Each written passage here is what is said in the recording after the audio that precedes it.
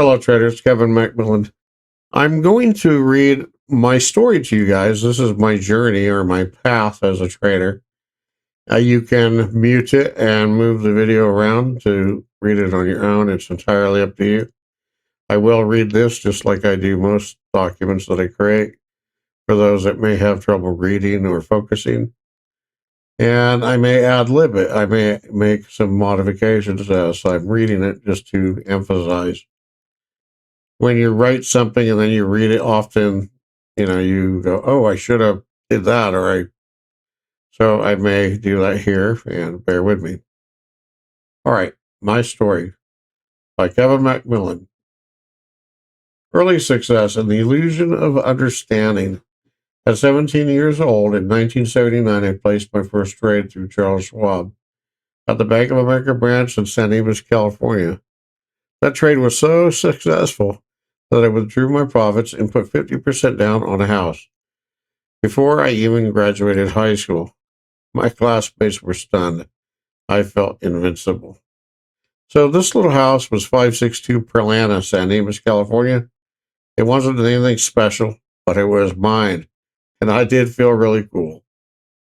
Anyway, the early success is a dangerous teacher. It convinces you that you understand something you barely begin to study, which is what happened to me, obviously.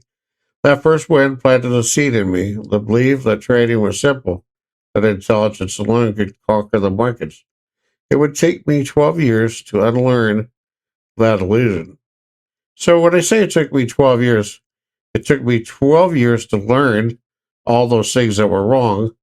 And of course, by the time I got done learning all that, I realized it was all an illusion.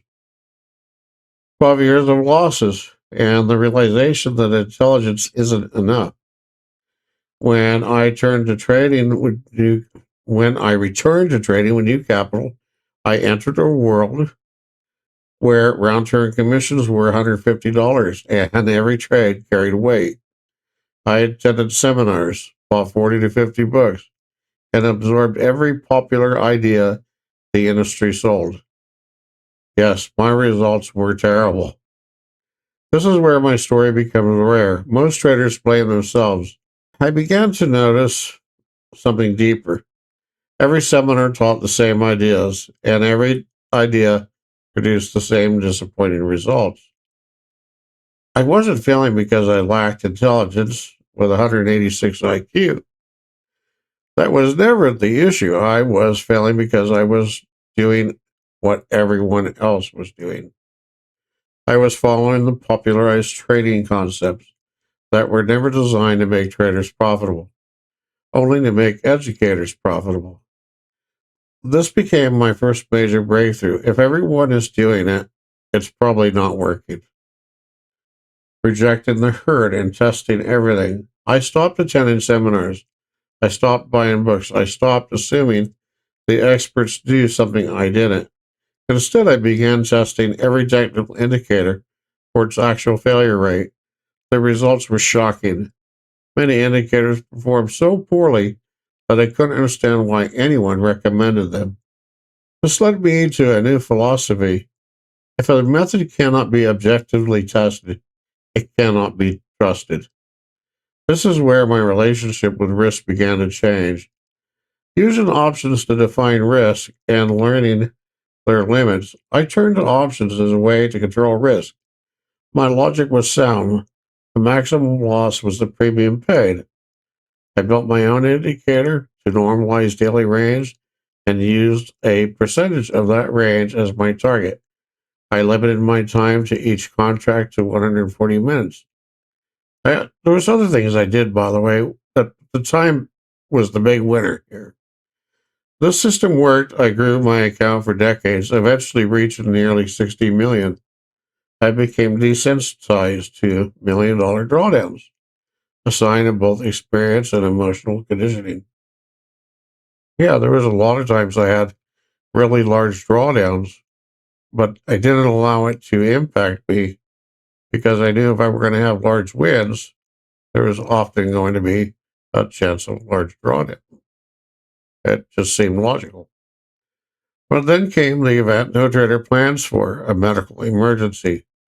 I had purchased so many contracts that if they all went to zero, I would lose 5 million. And when I suffered a stroke and was taken to the hospital, that worst case scenario became reality.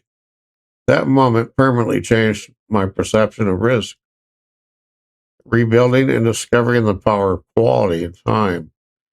After the stroke, I traded infrequently for a year.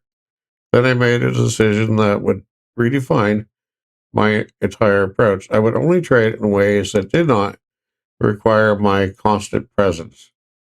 I began studying the top performing stocks of the previous year and focused exclusively on those. I discovered that when the market rises, strong sectors rise faster, sometimes 3 to 4 times their normal daily percentage.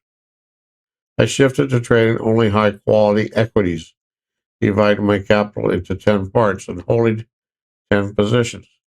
If a trade went against me, I held it. I chose to be a bag holder of quality rather than a victim of stop loss whipsaws.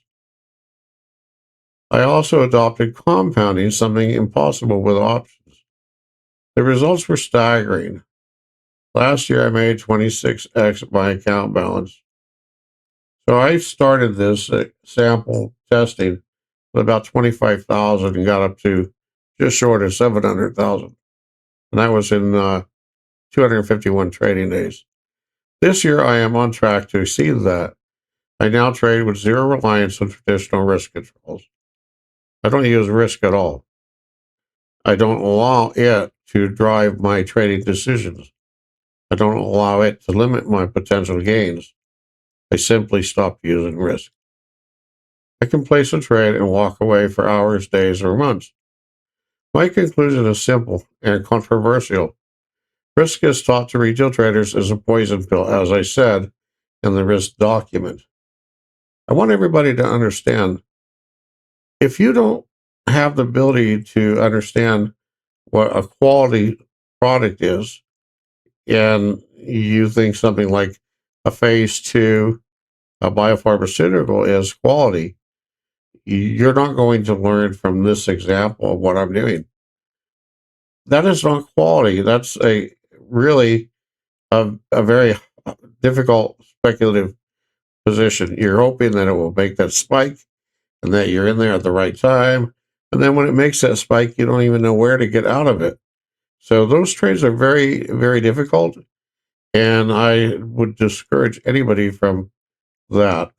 Focus on last year's top 20 and then use some of those in your trading for the new year, and you'd be amazed.